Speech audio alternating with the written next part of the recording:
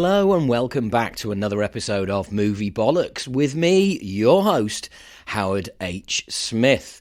So, it's been a while, hasn't it? It was pre-Christmas before I did one of these, and so in this particular episode, we are going to cover my Christmas viewing and everything since. I haven't counted how many movies it is, but it's a lot. And actually, due to the miracle of the pause button, I can say it's 33 movies. I don't know why I've done that, because it's going to be in the description, isn't it? So you already knew that. Never mind. Okay. You probably get the idea here. As always, I want to run with the caveat of these are my opinions, okay? I am not going to state that a movie is brilliant. Well, do you know what? I probably am. But if I do, that's my opinion. Yeah, you're free to have your own. It's entirely up to you whether you take on board any of my reviews or you don't. If you've already seen some of these and you disagree or you agree, it's all good. It's all good. There's no losers here. Well, I really hope not. Anyway, but ultimately, it's all about opinions, isn't it? It really is.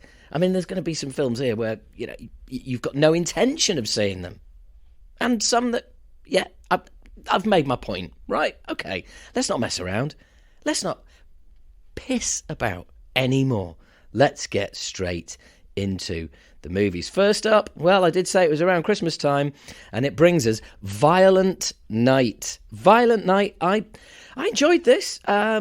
David Harbour as Santa, you probably recognise him from Stranger Things. He's the big guy, and a few other things he's been in. John Leguizamo, who's always good value, I believe the phrase is, and he's chewing the scenery up suitably here. Beverly D'Angelo, those children of the 70s and 80s. Yep, you will all know her. And I haven't seen her in anything for years, so it was great to see her back on the screen. And Edie Patterson's always very funny. Okay, that's the people in it. What happens? Well, basically, the synopsis of the movie is when a group of mercenaries attack the estate of a wealthy family, Santa Claus must step in to save the day and Christmas. And that's pretty much what happens. It's funny. It's a violent night, so it is quite violent in places. And as regular viewers will know, that was a bit weird, wasn't it? That was a bit of a Kermit. As regular listeners will know, there are no viewers. As regular listeners will know, I'm a bit partial to a bit of violence, and also a bit of comedic violence, of which it's very good in this. Now, it's a box ticker, okay? It's not, you're going to watch it and go, oh, I enjoyed that. No.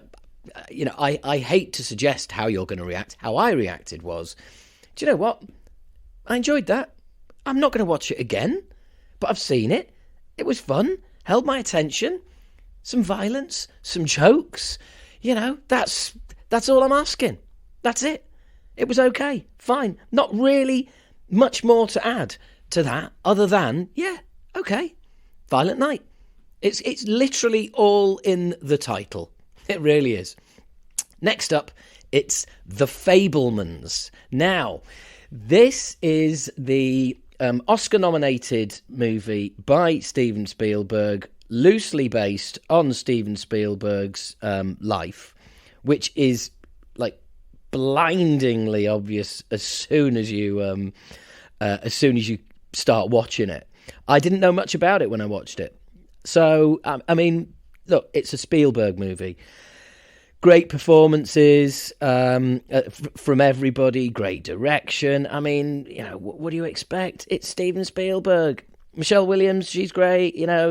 Paul Dano, he's great. Yeah, Judd Hirsch, he's great. Seth Rogen, he's great. Look, ultimately, I don't understand all the Oscar buzz and all of the statements on posters saying, his finest work to date. This is Spielberg's classic. Really? To me, it was a slightly self-indulgent love letter to his childhood and cinema. Now, there's nothing wrong with that. Absolutely nothing wrong with it. And I watched it and thought, there's nothing wrong with that. It was all right. I enjoyed it. You know, there's definitely not a great deal of violence and comedy in this one, that's for sure. It's fairly pedestrian. It's a story of a kid who discovers cinema and starts making films and, yeah, goes on to work in Hollywood. Funnily enough, kind of knew that already. But yeah, The Fablemans, it's all right. It's well made. It's a Steven Spielberg, so you got to watch it, really, haven't you? But I don't think anyone other than the most Spielberg worshipping critics are going to say this is anywhere near his best work. But hey, that is just me. So next up we have The Apology. Now, violence. That's what lies at the heart of this film.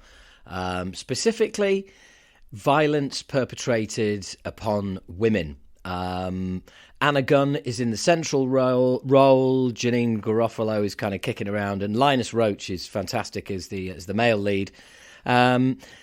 This is all about basically somebody turning up to apologise, and what they're apologising for is huge. It doesn't initially... It's one of those movies where it sets up, and straight away you think, yeah, there's something not right here, and you'd be right to think that. And it's 90 minutes of which, as regular listeners will know, is a particular favourite length of mine. That sounds a bit weird, doesn't it? It's mainly a two-hander. I'm not sure if this was written as a play initially. It's very limited on location-wise. But for 90 minutes, you are in the midst of this to and fro and push and pull of an apology and somebody unwilling to accept one, and it's violent, it's gripping, it's 90 minutes, and I think it's worth 90 minutes of your time, if I'm honest. I enjoyed it. Again, I've seen it, not going to go back, but hey, you know, I have seen it. Next up, Pinocchio. I watched this on Christmas Day. Not that you care, but I watched this on Christmas Day. It is the Guillermo del Toro reimagining of Pinocchio, and by that he means to sum it up, this one is about... The original Pinocchio is about Pinocchio wanting to be accepted as a real boy, which has always struck me as a bit fucking weird.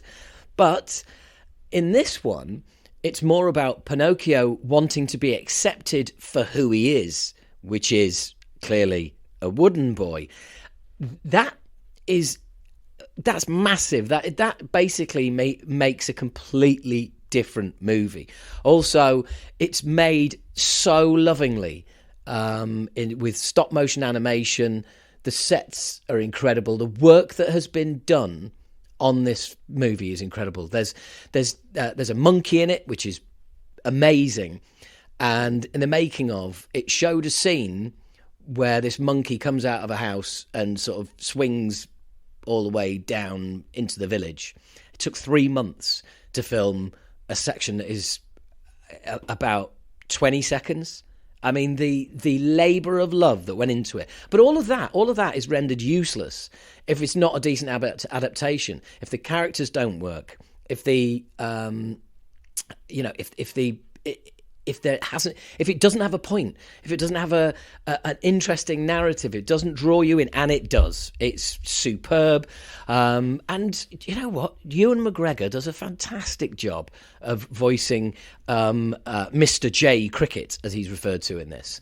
And I really, really enjoyed it. And unlike everything I've mentioned so far, I will be watching this again. Yeah, that's right. The story of Pinocchio that everybody knows. I'm going to be watching it again. Just beautifully, beautifully, beautifully made. Really is. And I absolutely loved it.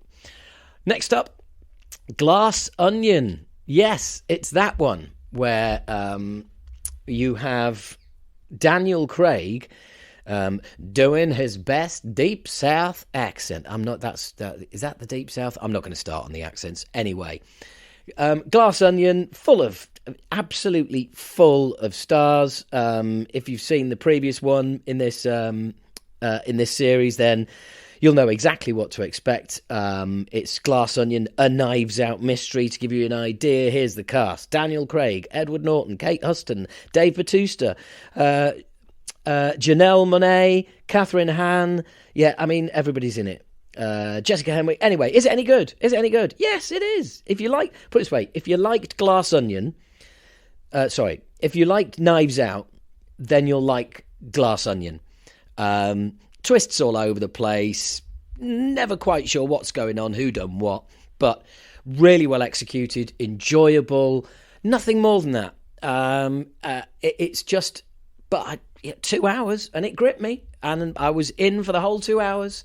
Enjoyable, knockabout, funny at times, mysterious, and like I said, little bit of violence here and there. I don't think I did say that actually, but there is a little bit of violence here and there. Well, there is. There's deaths. It's a fucking murder mystery.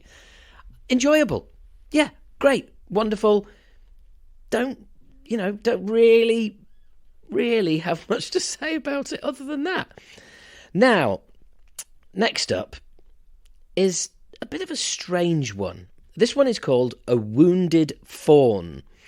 And it stars Sarah Lind, Josh Rubin, Maylin Barr, and, a few other people. Is it any good? That's the question, isn't it? I don't know. Yeah, that's right. I said this. This is a movie podcast where I review movies. And is it any good? I don't know. It's not a great start, is it? That should tell you put it this way. It's 90 minutes. And I kind of enjoyed probably about 30 of them. And I found the rest a bit frustrating.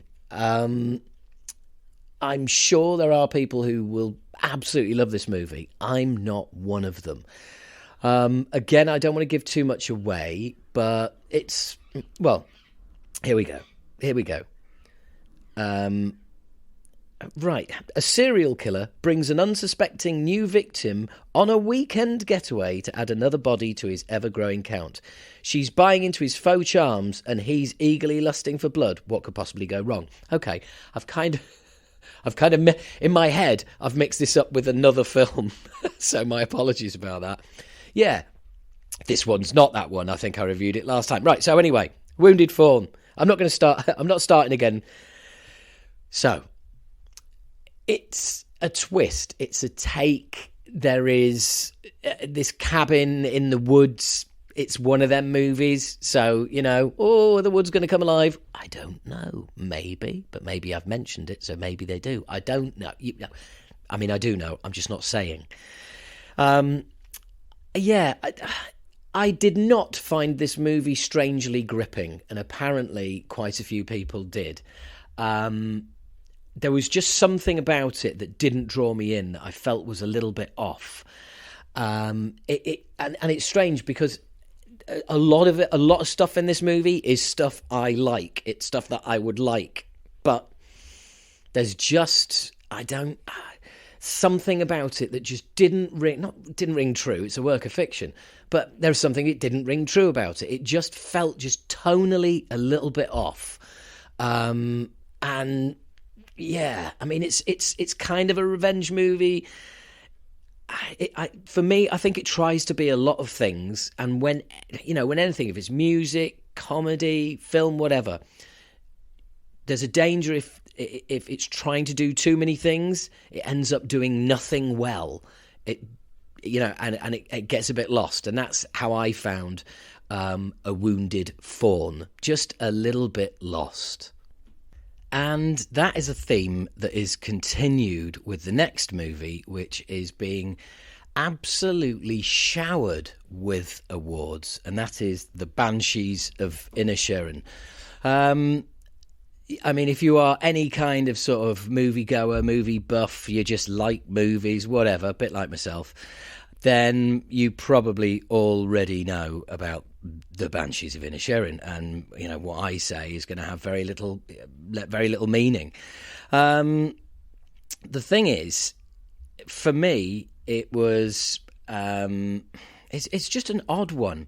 It stars Colin Farrell and Brendan Gleeson, and there's Kerry Condon's in it, and a few other people, but basically it's very Brendan Gleeson and Colin Farrell heavy.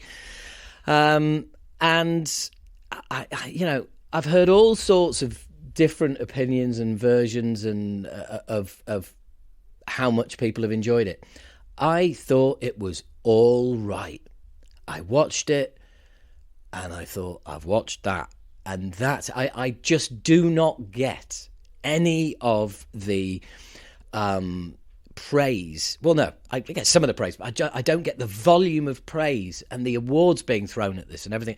I just don't get it. I really don't. It's a very simple story, very well told, some great acting in it.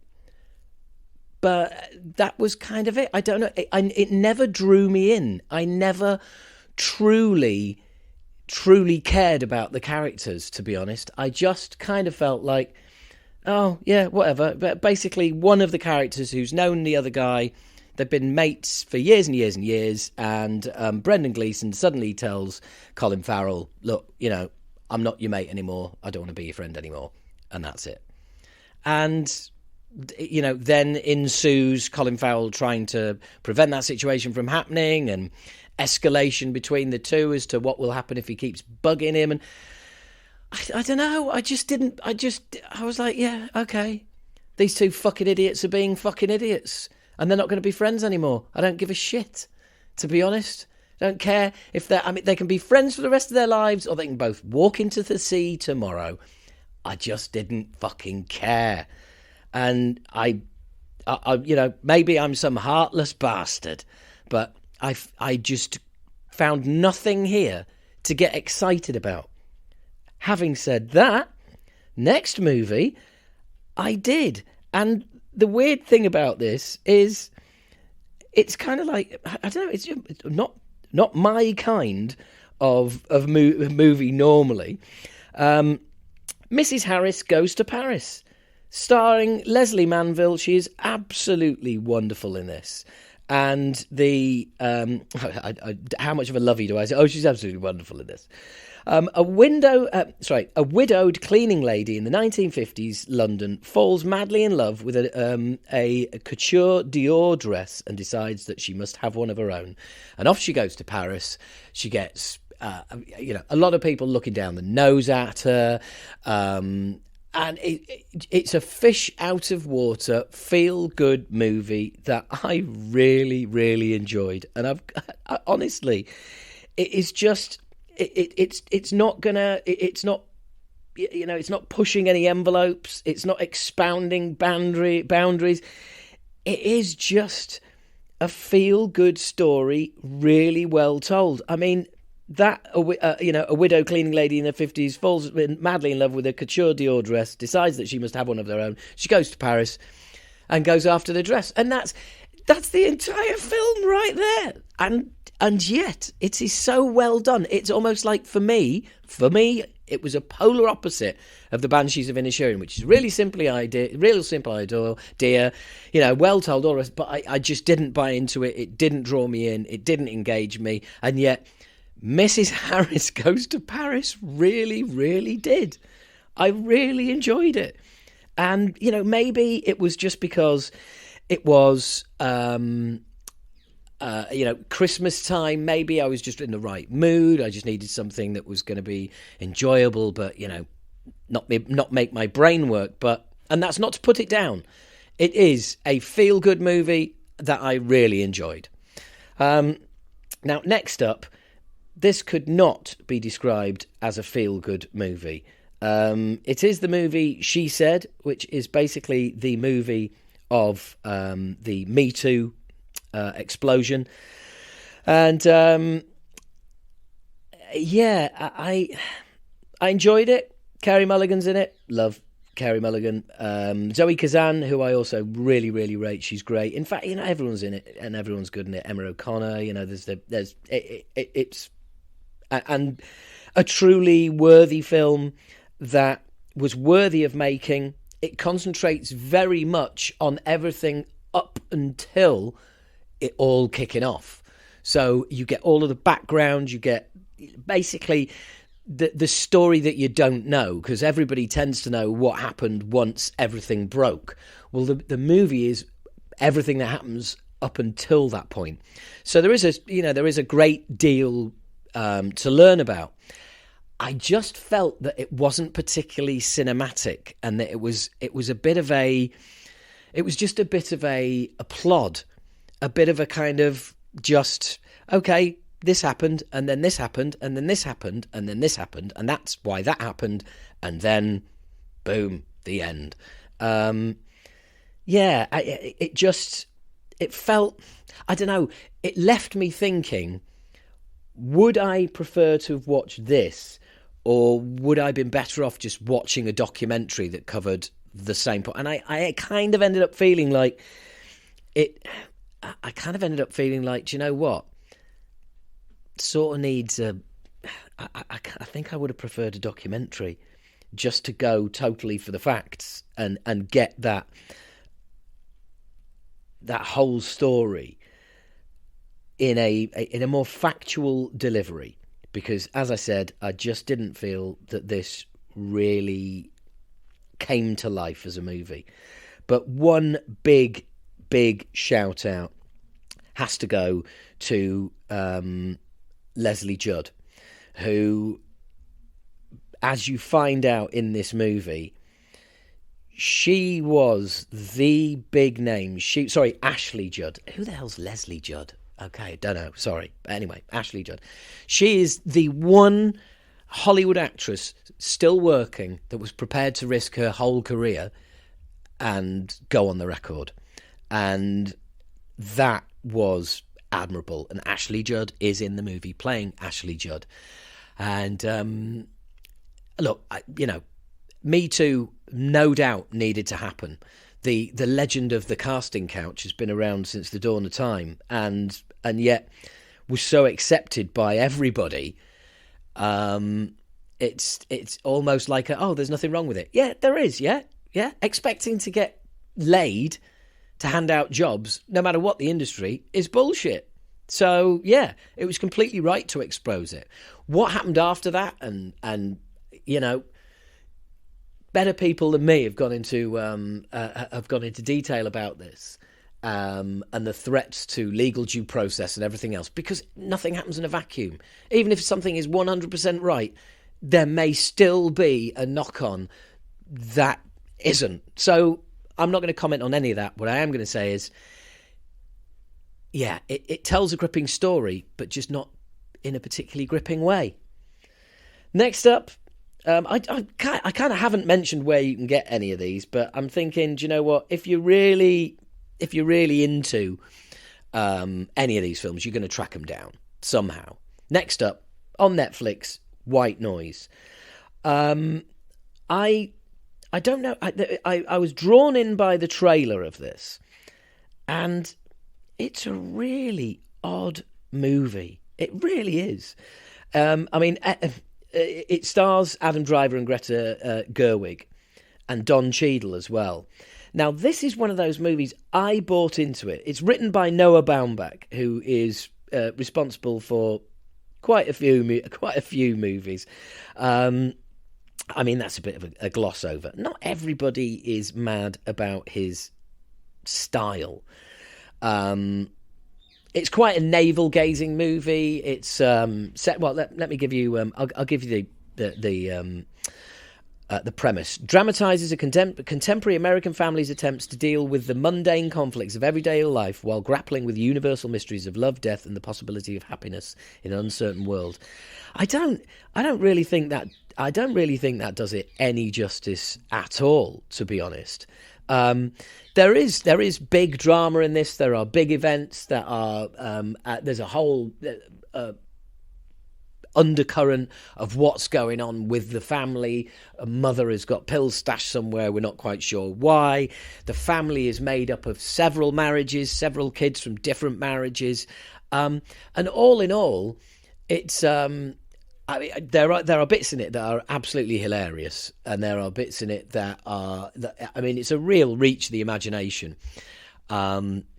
there is an accident that means this family have to evacuate their home. I'm not giving too much away here, and it's about the journey, what happens, and everything that it affects. And I went on that journey with this family, and I really enjoyed it. I really did. It's not for everybody, that is for sure. And it is 2.25 hours, but kept hold of me for 2.25 hours. Really quite enjoyed it, and I have to say that I'm really going to go out there and say this. The end credits, the final scene and credits of this movie are the best end credits and final scene I've ever seen. Absolutely incredible.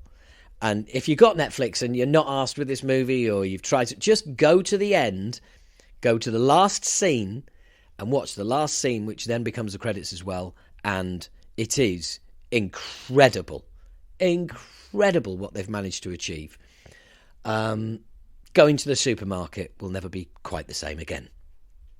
So, one movie I'm sure you're all expecting to hear about is the next one, and that is Avatar 2: The Way of Water.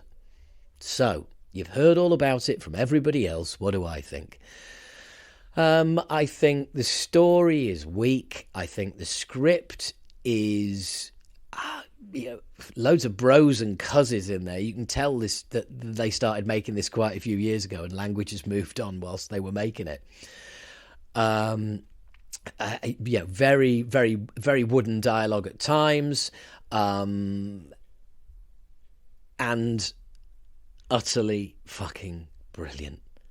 I absolutely loved it. And I am going to sound like a real lovey here. And honestly, whether it was the mood I was in, I don't know. But there were 2 points in this movie where I found myself welling up. That's right, welling up. Because it was so beautiful. Because it was like watching an Attenborough movie for a planet that I've never gone to and I'm never going to go to. I mean, without doubt, you can pick holes in this film if you want. You can tear it apart. But if you're in, you're in. And if you're out, you're out. I loved the first one, and I loved this one as well. Next up, could not be more different. Wildcat. It's a documentary on Amazon, and this is, a rewarding watch. Is it fun? No. Is it rewarding? Yes. Is it an emotional fucking roller coaster? Hell yeah. It's a documentary, as I stated before, and I'll give you the premise. Back from war in Afghanistan, a young British soldier struggling with depression and PTSD finds a second chance in the Amazon rainforest, where he meets an American scientist, and together they foster an orphaned baby ocelot. Now, that does not sound like the basis of a 1 hour and 45-minute documentary, but it will rip your heart out and stamp on it. If this movie doesn't move you, then you are fucking dead. Check your pulse. You are dead.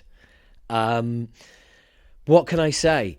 Just incredible. And I mean this because of what they're doing, where they're doing it, the wildlife, the conditions they're doing it under, the dude's mental state, which is clearly, he's struggling. He's struggling big time. And as you would when you hear some of the things that he saw and went through in Afghanistan, it is, I can't do this film justice with words. I really can't. What I can say is just watch it. 1 hour, 46 minutes. It's on Amazon. It's called Wildcat. And yeah, I mean, I messaged somebody, said, check this out. And they messaged me back 2 hours later and went, I kind of want to thank you for that, but I kind of don't as well because I'm in pieces now. So, yeah, if you're feeling a bit fragile or vulnerable, don't watch it. Just fantastic. Next up, Mad Heidi. It's all right. It was crowdfunded. There's some people in it. It's okay. I mean, it's really, really... Well, it's crowdfunded. And they've done a good job. Well done. They got it made. It just didn't appeal to me at all. It reminded me of the kind of rubbish films, low-quality rubbish 80s sort of knockabout kind of movie. It's set in Switzerland. There's lots of cheese. I couldn't be arsed with it. I can't even be arsed reviewing it, to be honest. There you go. Next up, The Pale Blue Eye. The Pale Blue Eye. So the weird thing about this is it came out on Netflix. I knew nothing about it. Stars Christian Bale. A world-weary detective is hired to investigate the murder of a West Point cadet. Stymied by the cadet's code of silence, he enlists one of their own to help unravel the case, a young man the world would come to know as Edgar Allan Poe. I mean, the fact that somebody is in it is supposed to be Edgar Allan Poe is, to be honest, absolutely, it's almost an irrelevance. Christian Bale is your investigator. Harry Melling is Edgar Allan Poe. He's brilliant in the role. Simon McBurney is a captain. Timothy Spall's there. Toby Jones is there. I mean, come on. It's British actor-tastic. It really is. And I really enjoyed it. There's the right amount of intrigue. There's a right amount of sort of supernatural being hinted at. You're not quite sure at any point who did it, where's it going, why is this happening. It does a really, really good job of keeping you on your toes. 2 hours long, 2 hours and 8 minutes to be exact, but and I mean I recommend it, but dodgy territory recommending movies. I enjoyed it. What can I say? I really enjoyed it. It's not a contemporary piece, it is set back in the 19th, 18th century, something like that. But I enjoyed it. I enjoyed it. And it's quite funny because one of the first reviews on IMDb was 8 out of 10, and the headline is "Stop complaining about the length of movies." It's cool. This is one of those films where, at no point was I thinking, oh, it's a bit slow, it needs to hurry up. Normally, I can find a way of getting any movie down to 90 minutes, but not this. This was really cool, and I really enjoyed it. Now, something that is not new at all. It is, in fact, quite old. I watched Prometheus again, and I just wanted to give it a shout out. I really, really enjoyed it. I remember at the time it got some pretty harsh reviews, and I really enjoyed it. I just thought that the way the whole thing comes together and the look of the movie is still absolutely brilliant. And I really, really, really enjoyed it, the rewatch, as I did also Alien Covenant. Yeah, that's right. Enjoyed Prometheus so much, I went to Alien Covenant, and I really enjoyed that as well. So, not so much a review, but just a little shout out to those two aliens. And the third part of the trilogy is on its way. Of course, it's been delayed because of the pandemic, but we are going to get it sometime soon. And the next movie is a documentary, and it is called Cognito, A Life and Death on Stage. Well, Cognito, or Cogs to his friends, is a stand-up comedian who's an absolutely brilliant, abrasive, daring, in-your-face stand-up comedian. And I've never gigged with him, and I never met him. I've got loads of my fellow comedians and friends knew him. It was just one of those guys that our paths never crossed. But it was a real. It was a bit of a tearjerker for me. I'm not giving anything away because the title does it. He he did die on stage. And there's something about that is awesome. There's also something that's incredibly poignant and sad about it. And I had no intention of watching this. It just popped up on one of my feeds, and I was like, oh, I'll give that a go. See if there's, there's bound to be a few comics I know are in it, and there is tons. But I was absolutely, utterly drawn in, and by the end of it, I just couldn't. And this is particularly personal to me, but by the end of it, I just kind of felt like I'd really lost out, not ever having gigged with him or knowing him or meeting him. I mean, his legend on the circuit is massive, and I found it really, really moving. And maybe that's just me, because obviously I'm a stand-up as well. But he really is a comedian that's worth people's time, and he doesn't really tend to get anybody's time. So if you can find the time for Incognito, A Life and Death on Stage, I think you'd really enjoy it. 80 minutes, come on. There's not much better ways of spending 80 minutes. Next up, a movie called Sick, which, funnily enough, is also just over 80 minutes. And if I was choosing between this and Incognito, A Life and Death on Stage, I would go with Cogs. It's listed as a horror thriller. Due to the pandemic, Parker and her best friend decide to quarantine at a family lake house alone. Or so they think. I mean, it's a nuts and bolts home invasion. Not that they're at home, but they're staying at somebody else. It's a nuts and bolts home invasion with a COVID twist to it, which didn't really give it an edge over any other home invasion kind of movie. I found it procedurally, satisfactory. There you go. Put that on the fucking poster. Procedurally satisfactory. It's all right.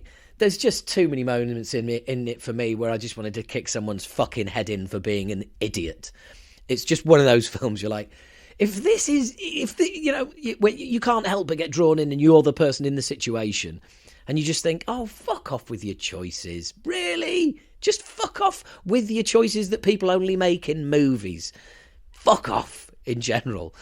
But if you're in the mood for something dumb like that, go for it. Yeah, I watched it and went, yeah, well, that was that.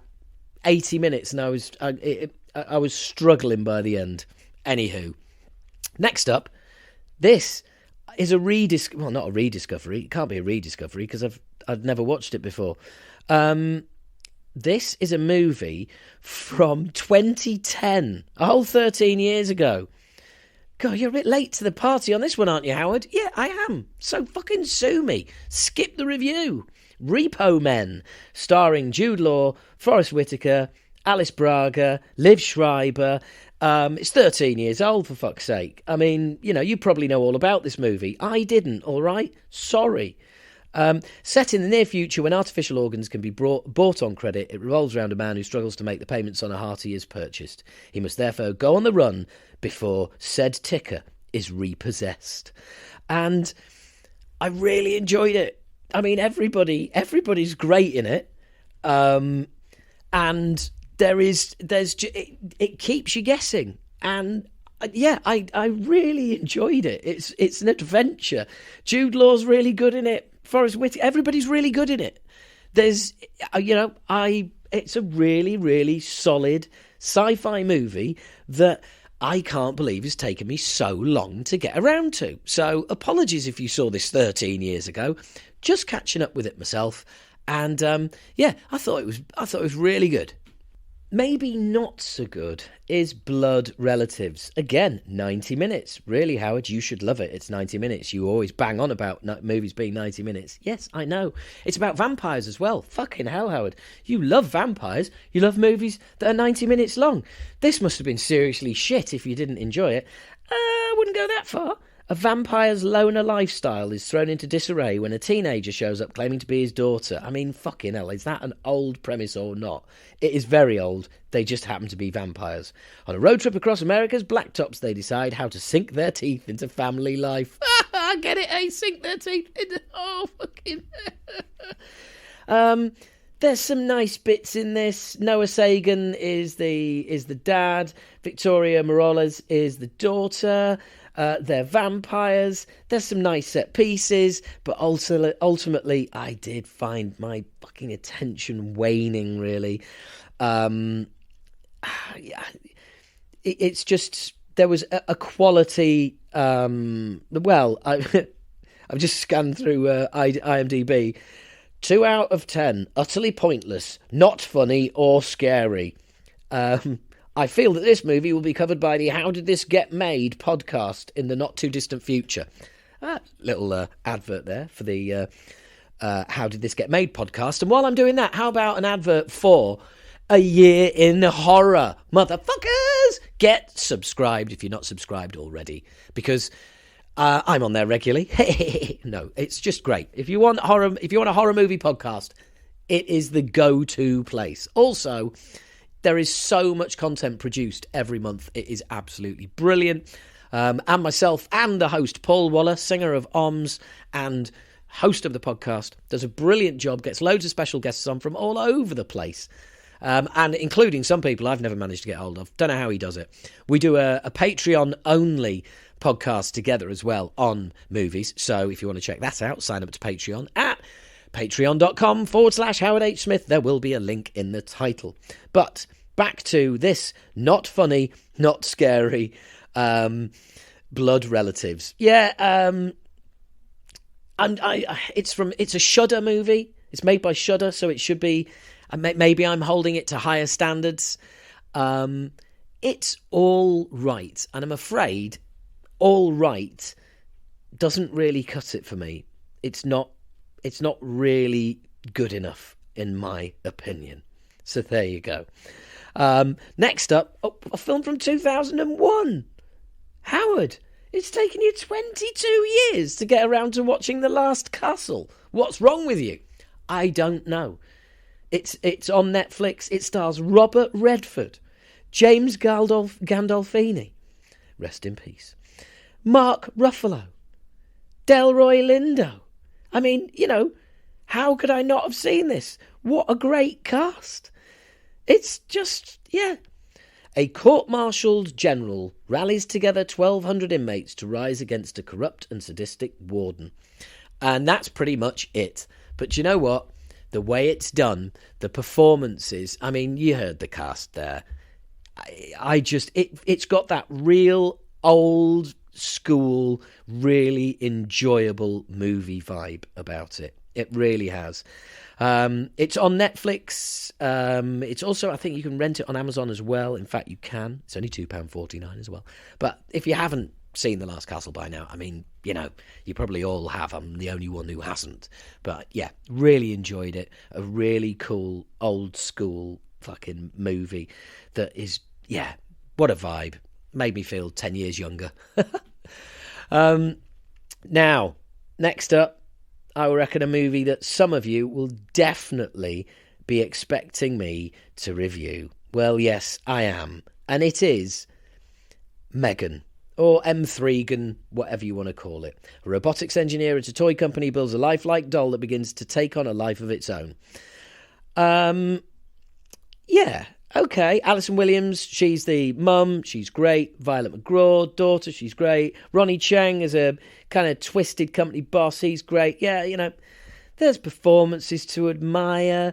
The concept to admire. But the thing is, for me here, it's described as a horror sci-fi thriller. Now, for me, it is neither horrific nor thrilling. There are horrific and thrilling elements to the movie, but that doesn't make it a horror thriller. Sci-fi, yes, obviously, because it's an android girl. And shout out to the girl who plays the android, Jenna Davis. She is absolutely amazing. The physicality, the physical acting is brilliant. And I don't know, just talking about it now, there are some scenes that I remember that I really enjoyed. And there's bits of it that are great.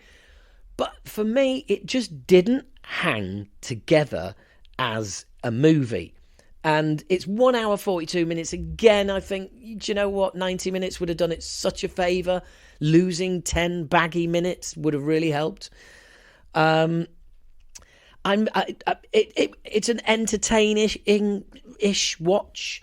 At the end of it, I wasn't like, oh, fucking hell, wasting my time. But at the end of it, I just kind of felt like, yeah, that was all right. Shame it wasn't as good as it could have been, or in fact, as it hinted at itself at times. I just left me feeling a little bit underwhelmed, a little bit kind of, so, yeah, what was that all about? And I guess this is it. It's if they'd set out to make a horror, I think I would have enjoyed that more. And if they'd set out to make a thriller, I think I'd have enjoyed that more. And as it is, as I was saying earlier, for me, it just falls between a few stools. Now, I know Mark Kermode's been going on about how saying it's not a horror, it's a satire. You see, another way of describing satire is comedy that's not funny, that is basically comedy that you're supposed to nod knowingly at because, oh, that's very clever. Oh, that's a statement about that, isn't it? Oh, yes, that's very clever. Yeah, that doesn't work for me. Comedy's either funny or it isn't. And a lot of satire gets away with not being funny. You know, like black comedy. Oh, right, you mean not funny. I'm crossing the streams here. I've got my comedy head on, but I'm kind of reviewing Mark Kermode's review. I'm not, but there you go. So anyway, yeah, Megan or M3gan for me, ultimately disappointing. Let's hope M Forgan will be better. Morgan or M Forgan. I guarantee that'll be the next one, and it'll be a boy. I'm putting that out there, and if they don't make it, I'll fucking do it myself, and it'll be better than M3gan. So, next up, The Menu. Now, again, check out the fucking cast. Ralph Fiennes, although he does insist on being called Rafe, balls to that. Ralph Fiennes, Anna Taylor-Joy, Nicholas Hoult, Hong Shao, who's brilliant in it, Janet McTeer, Paul Adelstein, John Leguizamo pops up again, Amy Caro, Reed Birney. These are people that Judith Light, you will recognise them. You'll have seen them in things. Rebecca Kuhn, Rob Yang, everybody in it. Sorry, I've stopped reading everybody out, but everybody in it is great. Everybody in it does their bit. The premise of the movie: a young couple travels to a remote island to eat an exclusive restaurant where the chef has prepared a lavish menu with some shocking surprises. I don't want to give too much away about this movie because it does keep you guessing all the way through. Now, talk about a satire. This is how you fucking do satire. This is a satire on nouveau cuisine, on arrogant chefs, on overpriced restaurants. It is... I fucking loved The Menu. I loved it. And I mean the movie. The menu at the menu was fucking bizarre. But, yeah, I really, really enjoyed The Menu. It was, at times, it was funny. It was constant mystery. Constantly going left and right. I mean, I'm always trying to race ahead and trying to predict what's going to happen. And, yeah, look, you know how it is. If you do that, then you know how it is. If you don't do that, then you don't know how it is. That was a bit fucking vague of me, wasn't it? 1 hour and 47 minutes. Well, do you know what? Fucking, I would not trim a single minute of this movie. You get a weird feeling almost straight away that everything is not as it should be. And that comes to fruition very quickly, not giving too much away. I mean, I think I could watch Anna Taylor-Joy just read the phone book out, to be honest. She's fantastic in this, but it's not just her. Ralph Fiennes is brilliant as the arrogant dickhead chef Slowick. Nicholas Hoult is great as a complete and total dickhead. He seems to play those roles brilliantly, and, whatever. Everybody's wonderful in it. There are laughs. There is absolute fucking horror in this as well. I mean, but would I describe it? I mean, it's described as a comedy horror thriller. And you know what? I'm going to say all three of those constituent parts are in the movie. For me, it's a thriller, horror, comedy. But again, it's not horror as in, oh, bloody hell, there's a creature in the woods. It's more about the horrific nature of the human condition. It's not. I just said that because that's the kind of bullshit you hear people say about films. But yeah, I really, really enjoyed the menu. And yeah, a lot to say about a lot of things. Brilliant cast. And yeah, I really, really enjoyed it. So hope you enjoy it if you see it. Now, next up is a bit of a disappointment. I'm coming out there right at the beginning and saying that, but why the hell not? I've just got to say it. It's a bit of a disappointment. It is Lamborghini Man. Now, this is the true story of Lamborghini. Now, I have been drooling over Lamborghinis since I was a child. And this is the life story of Ferruccio Lamborghini, the founder of Lamborghini. That's it. And you know what?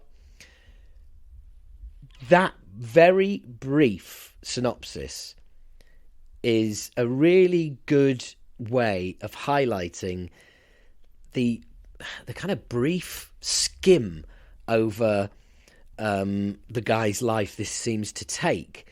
He created one of the most insane car companies that's ever existed. From a company that made tractors, he took on Ferrari head to head. This is a fucking incredible story. It's not an incredible movie. It's not incredibly told.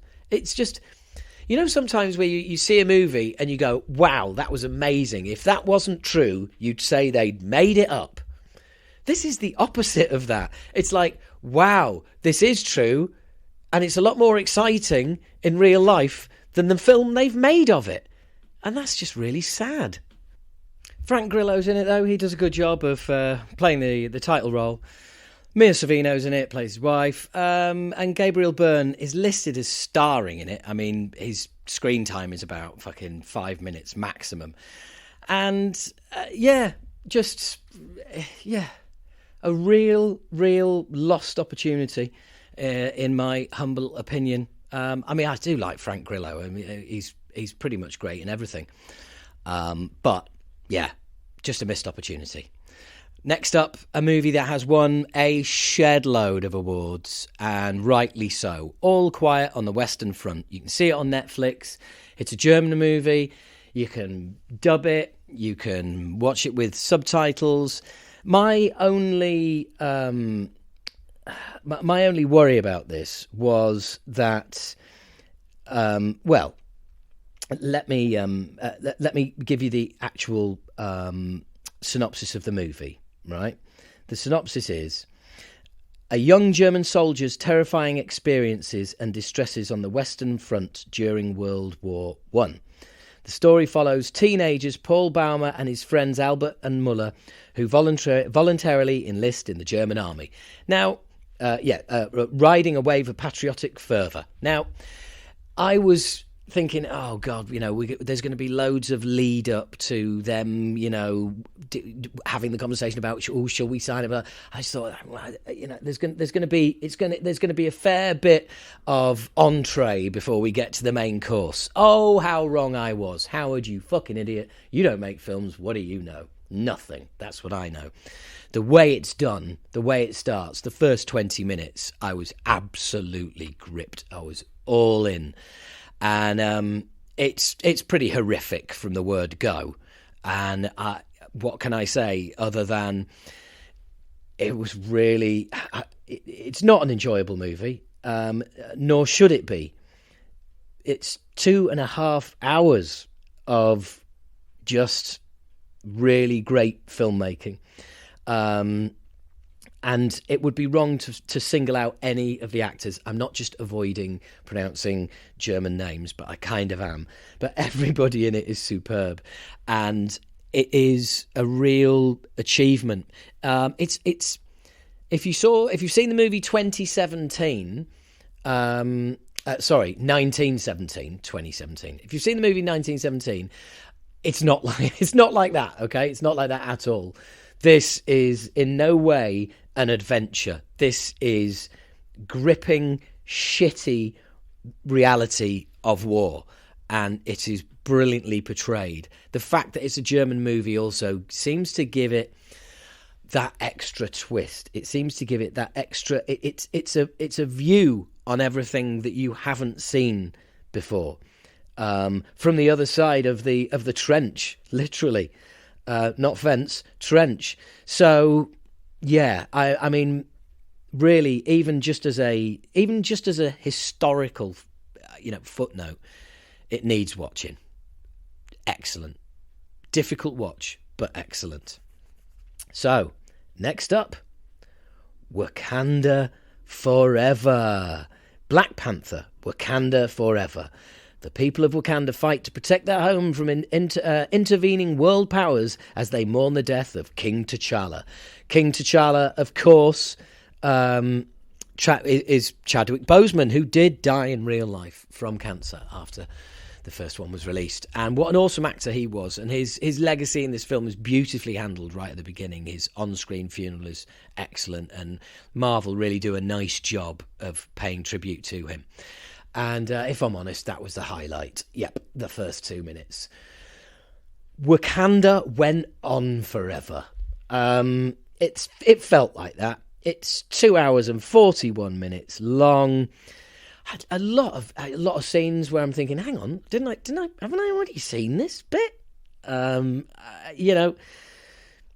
Acting, all great. Yeah, Letitia Wright, Lupita Nyong'o, everybody in it, yeah, wonderful. Angela Bassett, yeah, all great. Martin Freeman, yeah, as the spineless fucking government employee, yeah.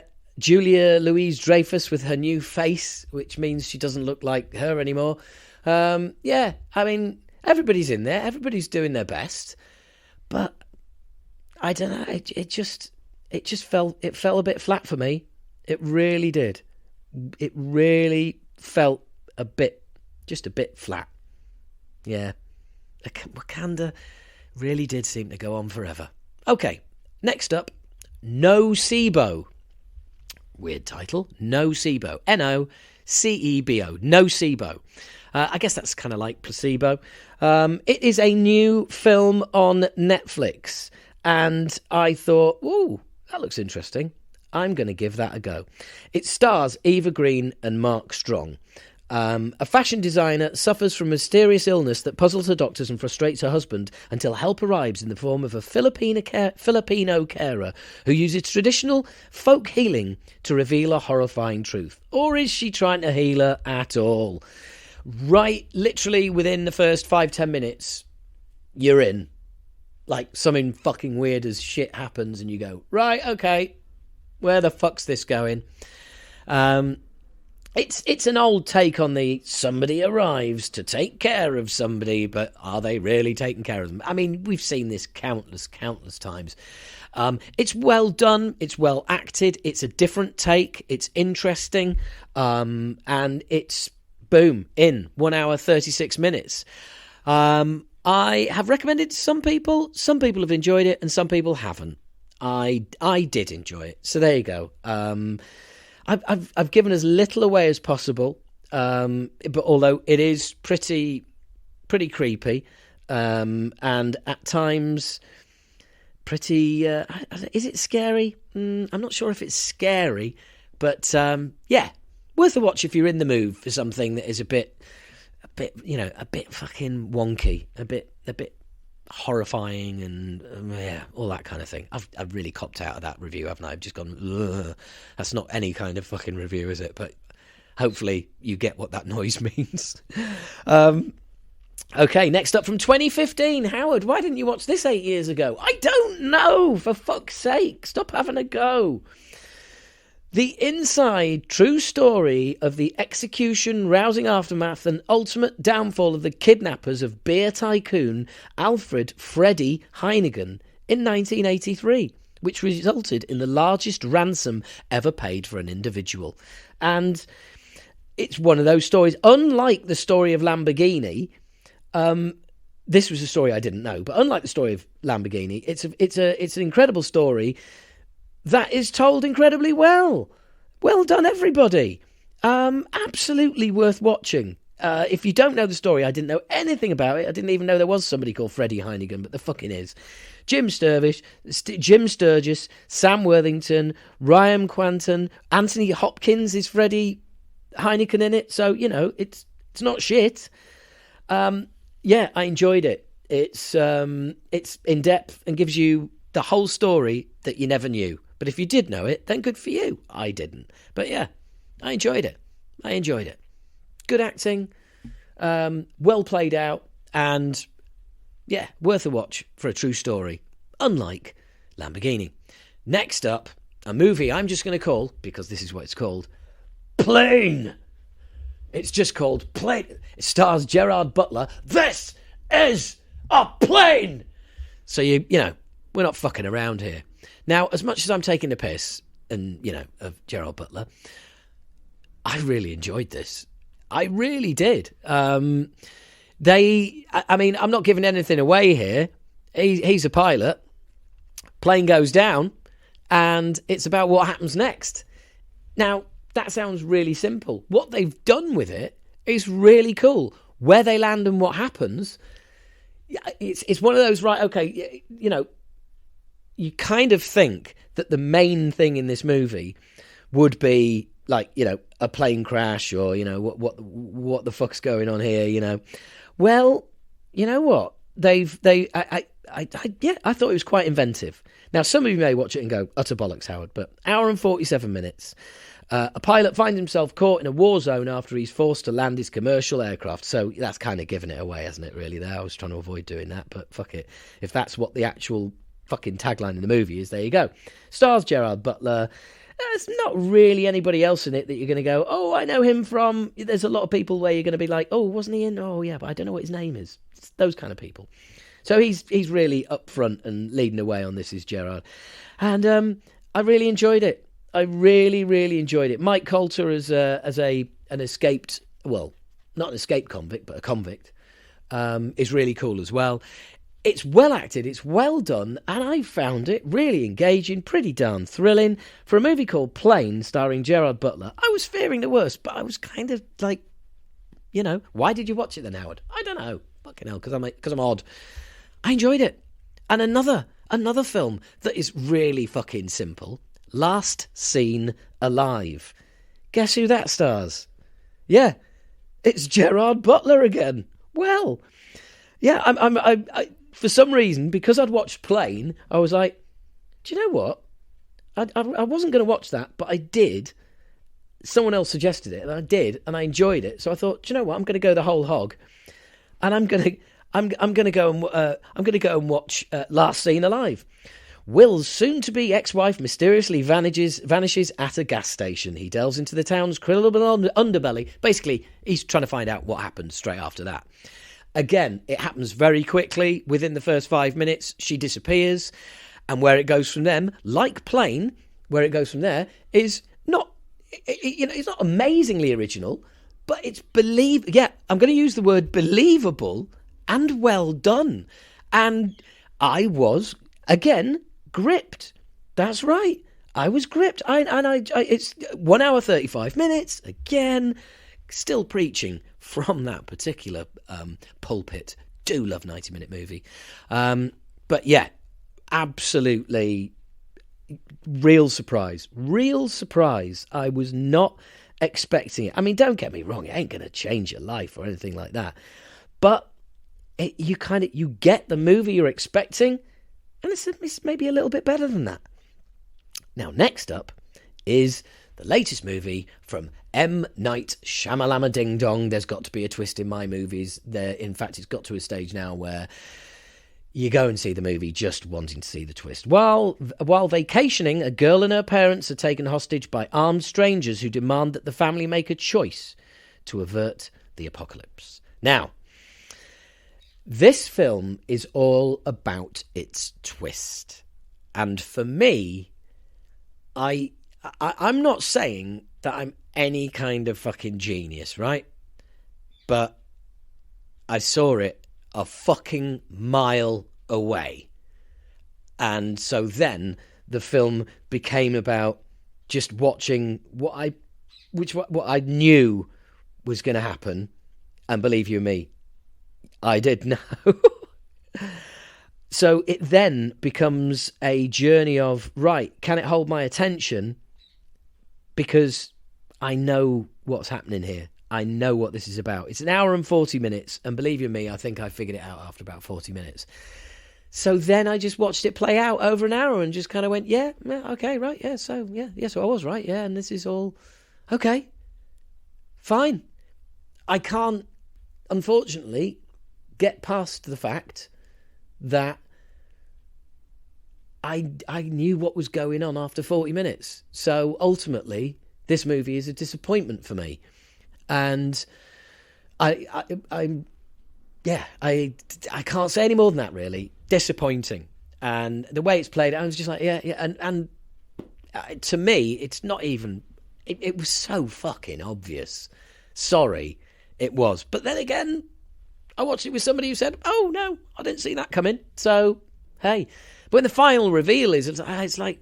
It was painful for me, the final reveal, because it was like, seriously... This is obviously what was going to happen. And, you know, the reveal is like, ha ha ha. And I just kind of felt like a bit, yeah, there's really no ha ha ha here at all. That's just fucking obvious. But there you go. That was it. Knock at the Cabin.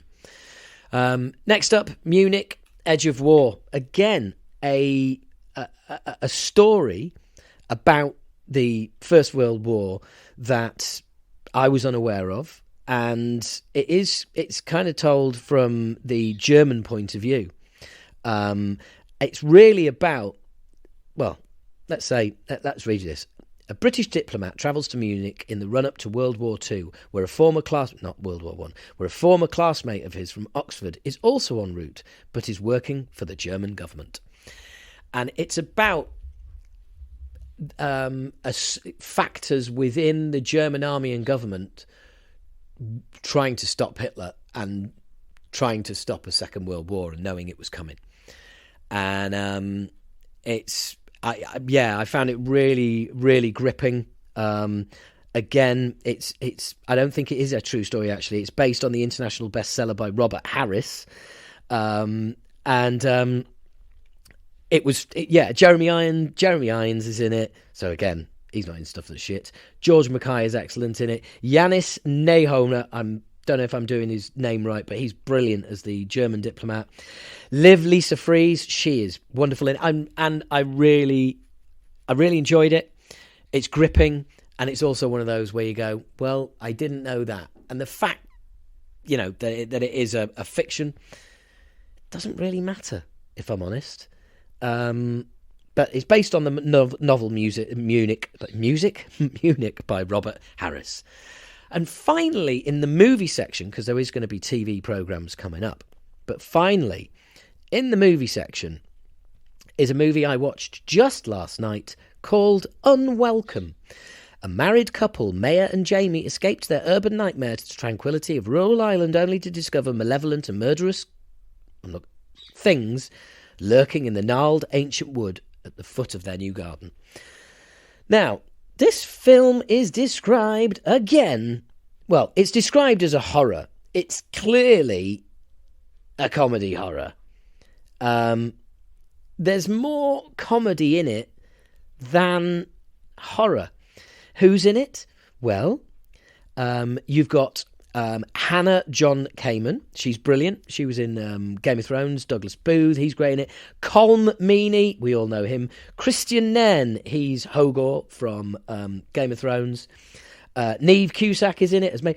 Now, the one thing I've got to say about this movie is, for me, it is the most unflattering portrayal of Irish people I have ever seen in a movie. Now, I'm not taking offence on behalf of anybody here. I'm really not. But because the two lead British characters, the husband and wife, Maya and Jamie, fucking annoyed me all the time. I don't know, the kind of couple that if they were sat next to you in a coffee shop and you overheard their conversation, you'd want to either punch them or order your coffee to go. That's just me, you know. I'm not a very nice person, basically, but that's just me. It's got a it's got a 4.9 on IMDb, and lots of people saying, why is it so low? Why is the overall score so low? Well, I'll tell you why. Because it takes fucking ages for the things in the woods to actually be revealed. And it's tonally all over the place. So when it's supposed to be funny, you don't really laugh because it's either sandwiched between things that are horrific or it's just inappropriate. And the horror is kind of like, to be honest, yes, there is supernatural horror in it, but the Irish people in this are so fucking horrific. You really want them to come to a very nasty fucking end pretty fucking quickly. And I just think that's a bit, I think it's a bit shit, really. It is a bit fucking shit. It's just, I don't know, I just didn't, comedy horror I love, but this was neither funny nor horrific, tonally all over the place, and at times I was genuinely getting annoyed with it, and that's never really a good vibe, is it, for a movie? So that is Unwelcome. Don't know where you'd find that at the moment if you want to find it, but didn't really do it for me. So that is the movies. Now let's review some TV series. Fucking hell, this podcast is long, isn't it?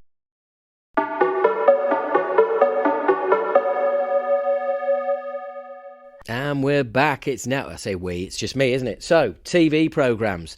First up, Blackbird. Now, this is available on Apple, and I absolutely loved it. Jimmy Keane is sentenced to 10 years in a minimum security prison, but he cuts a deal with the FBI to befriend a suspected serial killer. Keane has to elicit a confession from Larry Hall to find the bodies of as many as 18 women.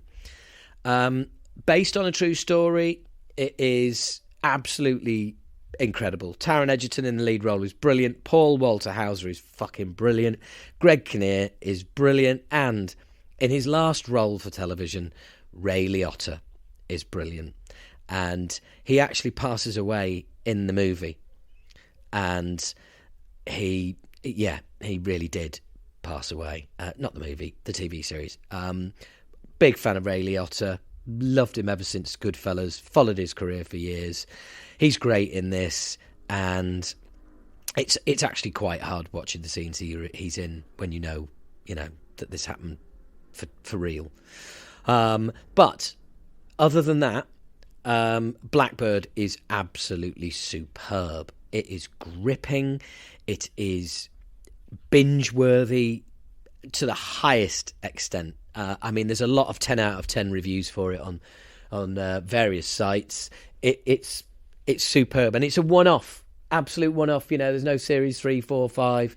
It is just a one-off. And I must say, on a different point, I'm really into this limited series business, because often I watch something on Netflix and you think, well, yeah, where are they going to go now? And then you get season 2 and go, oh dear. And yeah, really, really, really enjoyed this. Blackbird. I can't recommend it high enough. It is absolutely top-notch viewing, brilliant acting, gripping, true story, unbelievable, the lot. And something that could not be more different, but is equally as not equally as enjoyable, because Blackbird is something fucking special. But do you know what? So's this. Yeah, Wednesday on Netflix. Yeah, that's right. The story of Wednesday Addams going to school. Yeah, how could that possibly be brilliant? Well, Jenna Ortega as Wednesday is superb. Everybody in it is brilliant. Everybody is brilliant. Christina Ricci, which is brilliant because she played Wednesday Addams way back in the Addams Family. Gwendolyn Christie, she's fantastic. Like, everybody is great in it. Loads of faces that you'll recognise. It's a Tim Burton TV series. And you just think, I never thought I'd see Tim Burton do a TV series. Well, he has. And it is brilliant. Jenna Ortega is brilliant. You can tell it's Tim Burton. The attention to detail, the little quirks, the little twists. It is absolutely just visually stunning. Gorgeous gothic feel to it. Jenna Ortega is award-winningly good in the lead role. She is going to absolutely be showered with awards for this.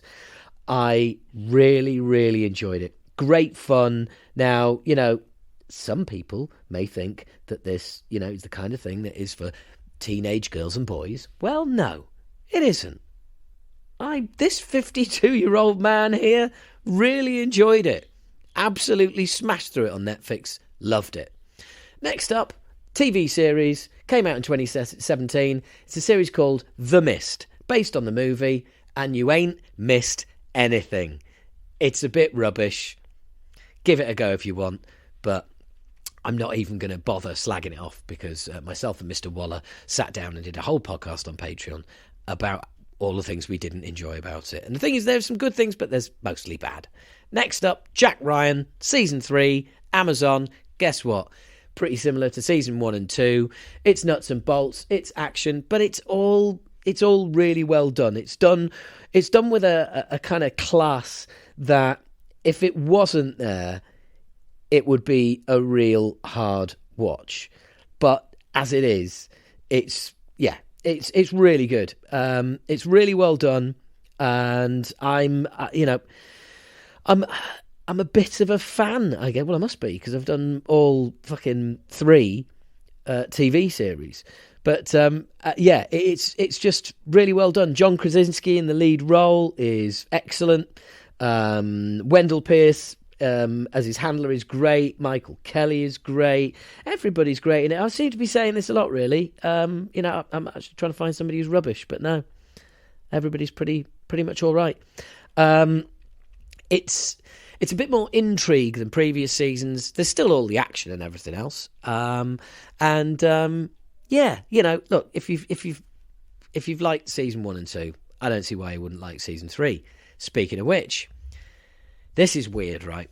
Gangs of London. I mentioned it previously. I did sort of slag it off a bit. Some really dodgy choices and like over the top violence and all the rest of it.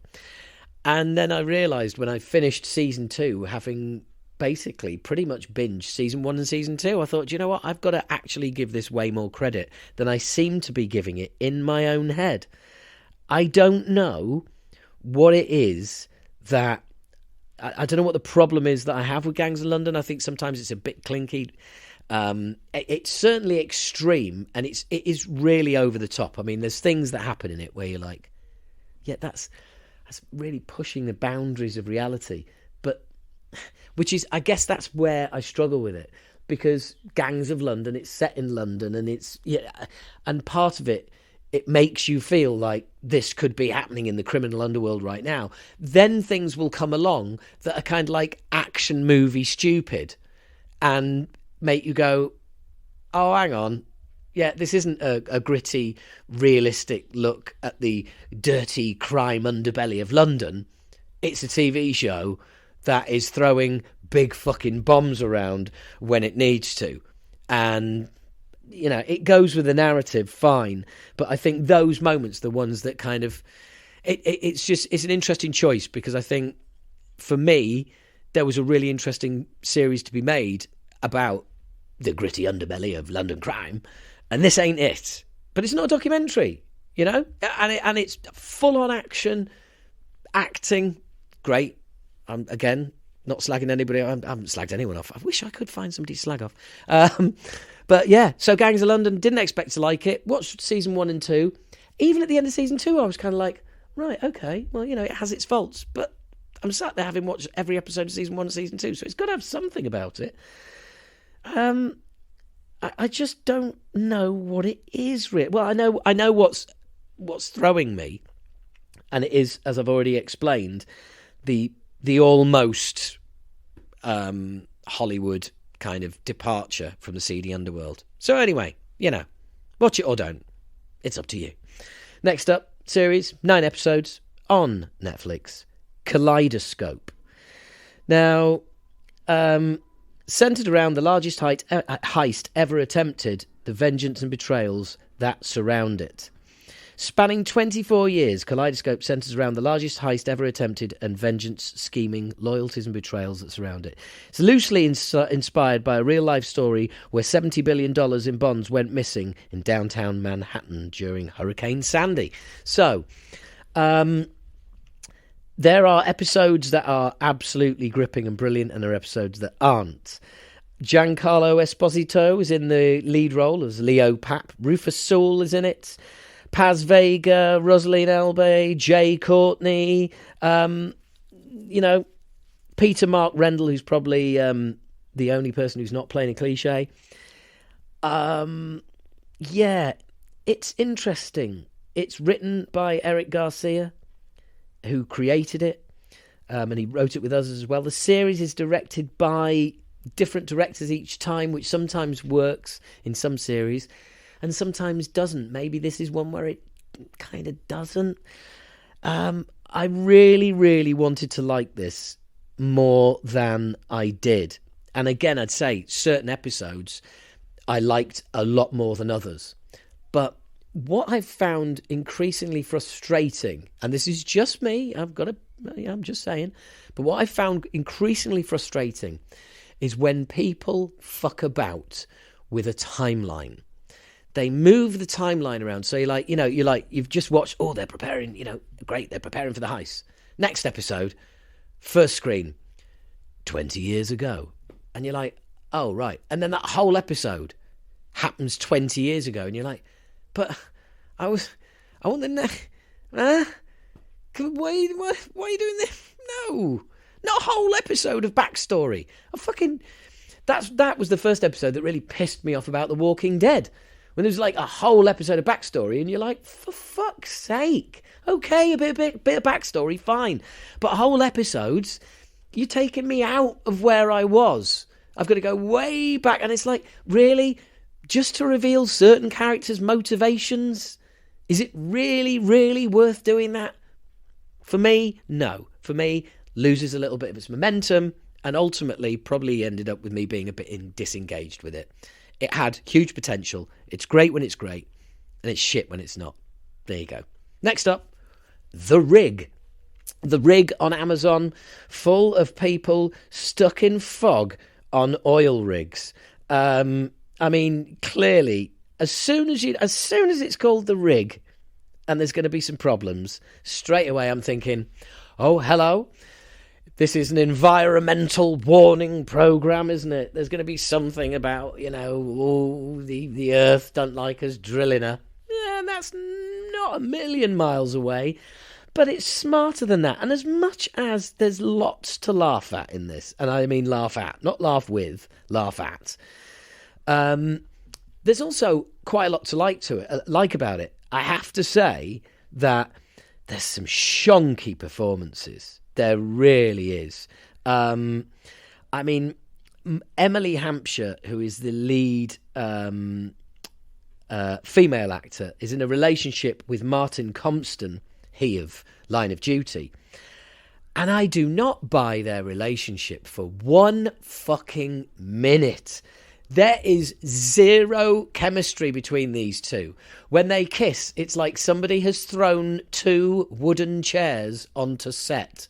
It is just not. I mean, yeah, I get that Emily Hampshire's character is supposed to be a little bit sort of disconnected, prim and proper, but it just comes across as just a fucking lifeless cipher that I just don't care what happens to her.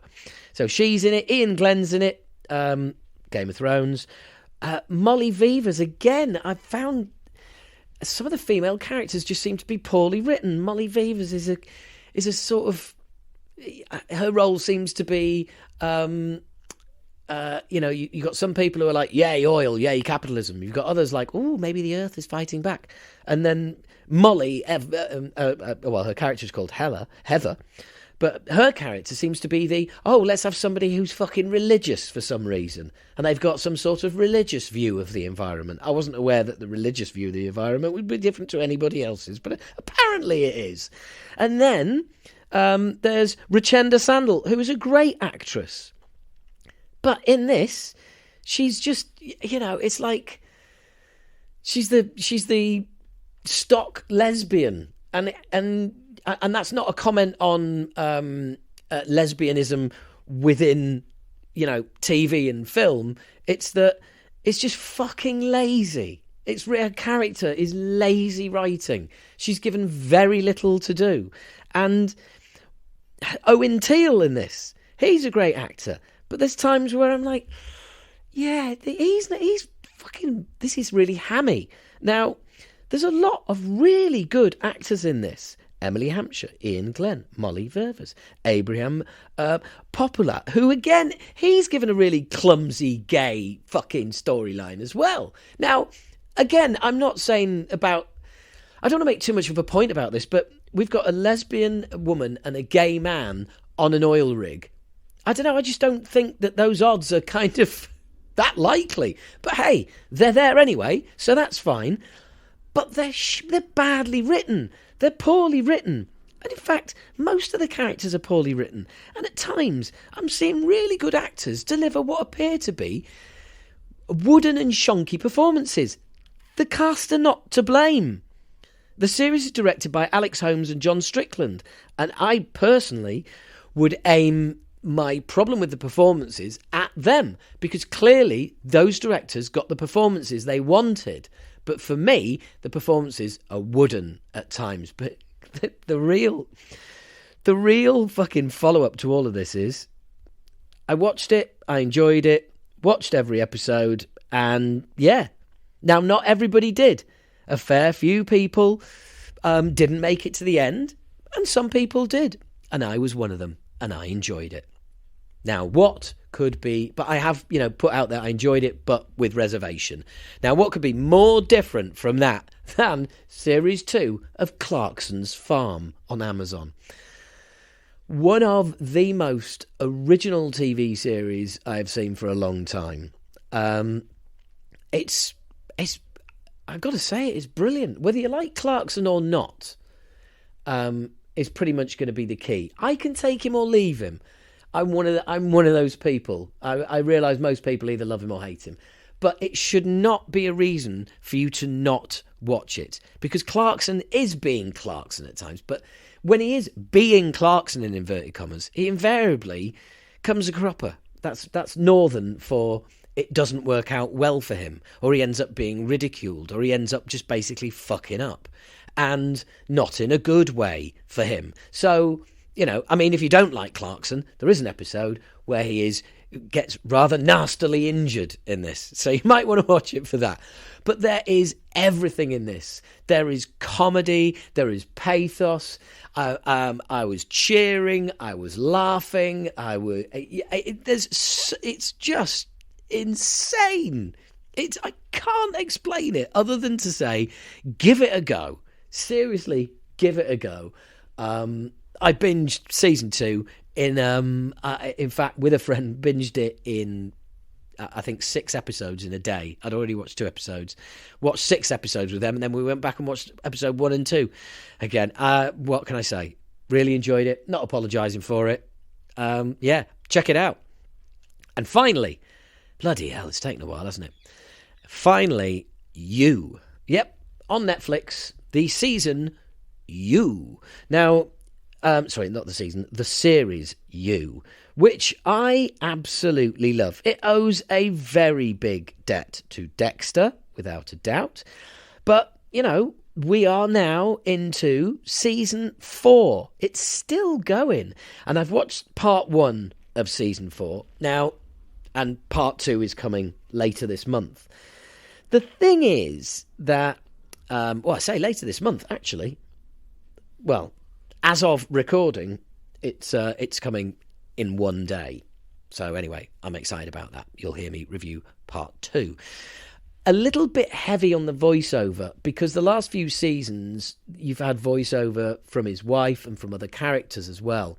But in this season, he's completely started afresh, and he's based in England. He's based in England. And you know what? It's not badly done.